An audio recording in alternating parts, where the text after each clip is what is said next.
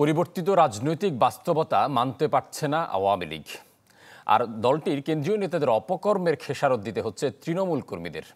রাজনীতিবিদ ও রাজনৈতিক বিশ্লেষকরা বলছেন কথা।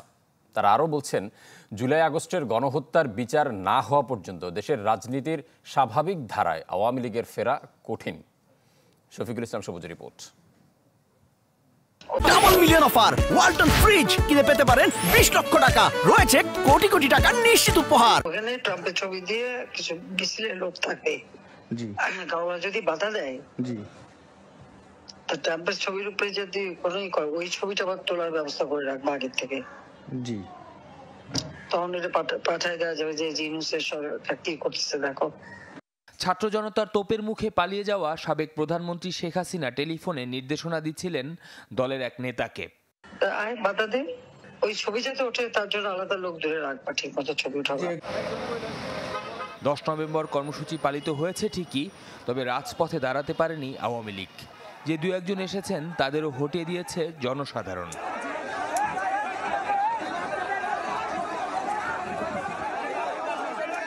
মাত্র 3 মাসের ব্যবধানে দেশের বড় একটি রাজনৈতিক দলের এমন পরিণতি কিসের ইঙ্গিত দেয়, জানতে চাই অভিজ্ঞ রাজনীতিবিদ সাইফুল হকের কাছে। তার মতে, এখনো বাস্তবতা মানতে পারছে না আওয়ামী লীগ।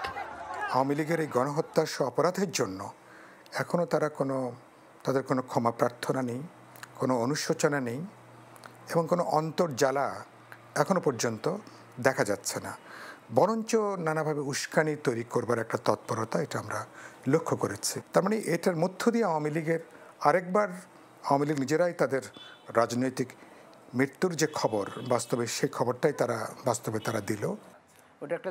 নতুন বাংলাদেশের প্রতিদ্বন্দ্বীকে প্রতিহত করার যে পুরাতন প্রক্রিয়া, তাতে ভালো কিছু দেখেন না রাজনৈতিক বিশ্লেষক আশরাফ কায়সার। বলেন, আওয়ামী লীগের কেন্দ্রীয় নেতাদের অপকর্মের খেসারত দিতে হচ্ছে তৃণমূলকে। রাজনীতি হচ্ছে প্রবহমান নদীর মতো। আপনি দেখবেন অনেক প্রমত্তা নদী কখনো খাল হয়ে যায়। বিশ্বাস করা কঠিন এটি নদী ছিল। রাজনীতিতে আপনি যদি সময়ের সাথে না চলতে পারেন, সময়ের আগে না চলতে পারেন, এবং আপনার যদি আইডিয়ালস মানুষকে বোঝাতে না পারেন, এবং সেই অনুযায়ী যদি জনকল্যাণের সাথে আপনার সম্পর্ক না থাকে, এবং আপনি যদি ভুল করতে থাকেন, এবং আপনি যদি অপরাধ করেন, সেই রাজনৈতিক দল ছোট হতে বাধ্য। মুসলিম লীগ ছোট হয়ে গেছে, এবং আমরা জাতীয় পার্টির মতো একটি দলকে কিন্তু গত নির্বাচনে ভয়ঙ্কর খারাপ ফল করতে দেখলাম। দুজনেই বলছেন, দেশের স্বার্থে বহু বছর পর রাজনৈতিক যে একাট্টা তা ইতিবাচক। তবে মানুষের কাছে যেতে হলে আওয়ামী লীগকে অবশ্যই জুলাই আগস্টের হত্যার দায় আগে স্বীকার করতে হবে।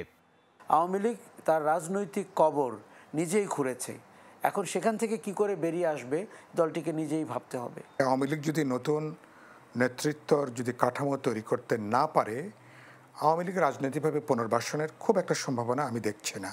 যে ঘটনা হয়েছে। শফিকুল ইসলাম সবুজ, চ্যানেল 24, ঢাকা। Land telephone.